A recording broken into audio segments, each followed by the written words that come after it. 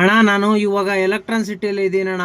ಏನಣ್ಣ 50 ರೂಪಾಯಿ ಬಾಡಿಗೆನೂ ಬಿಡ್ತಾ ಇಲ್ಲಲ್ಲ ಅಣ್ಣ, ನೋಡೋಕ್ಕೂ ಬಿಡ್ತಾ ಇಲ್ಲ. ಎಲೆಕ್ಟ್ರಾನ್ಸಿಟಿ ಮಿನಿಮಮ್ ಅಣ್ಣ, ನೋಡೋಷ್ಟೆಲ್ಲ ಎತ್ತಾ ಇದೆಯಲ್ಲ ಅಣ್ಣ.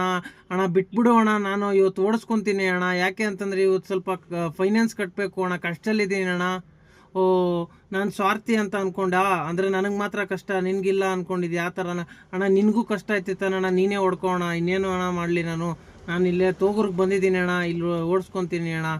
ನೀನು ಓಡಿಸ್ಕೋಣ, ಇನ್ನೇನಣ್ಣ ಮಾಡೋಕ್ಕಾಗುತ್ತೆ. ಪಾಪ ನಿನಗೂ ಫೈನಾನ್ಸ್ ಕಟ್ಟಬೇಕು, ನಿನಗೂ ಕಷ್ಟ ಐತೆ, ಓಡಿಸ್ಕೋಣ, ಏನು ಮಾಡ್ತೀಯಣ್ಣ. ನಾನಂತೂ ಈ ಕಡೆ ಬಂದ್ಬಿಟ್ಟೆ ಅಣ್ಣ, ಅಲ್ಲಿ ಎತ್ತಕ್ಕೆ ಬಿಡ್ತಾ ಇರಲಿಲ್ಲ ಅಣ್ಣ. ಸಾರಿ ಅಣ್ಣ, ಸಂಸ್ಬಿಡು ಅಣ್ಣ, ಮತ್ತೆ ನಾನು ಕೇಳಲ್ಲ, ಬಿಡೋಣ. ನೀನೇ ಹೊಡಿಯೋಣ, ಚೆನ್ನಾಗಿ ಓಡಿಸೋಣ, ನೀನು ಪರವಾಗಿಲ್ಲ. ಯಾಕಂದರೆ ನೀನು ಫೈನಾನ್ಸ್ ತೊಗೊಬಿಟ್ಟಿದ್ಯಾ, ಕಟ್ಟಲೇಬೇಕು ಅಣ್ಣ. ನನಗೆ ಗೊತ್ತಾಯಿತು, ನಿನ್ನ ಬಾಧೆ ಗೊತ್ತಾಯಿತು. ಕಟ್ಟೋಣ, ಪರವಾಗಿಲ್ಲ, ಓಡಿಸೋಣ, ಆದಷ್ಟು ಓಡಿಸೋಣ, ಕಟ್ಟೋಣ. ನಾನು ಇವತ್ತು ಇಲ್ಲ ನಾಳೆ ಕಟ್ಕೊತೀನಿ, ಅವ್ರ ಹತ್ರ ಹೇಳ್ಕೊತೀನಿ ಅಣ್ಣ. ಸರಿ ಅಣ್ಣ, ಮತ್ತೆ ಸಿಕ್ಕನಣ್ಣ ಯಾವತ್ತನ.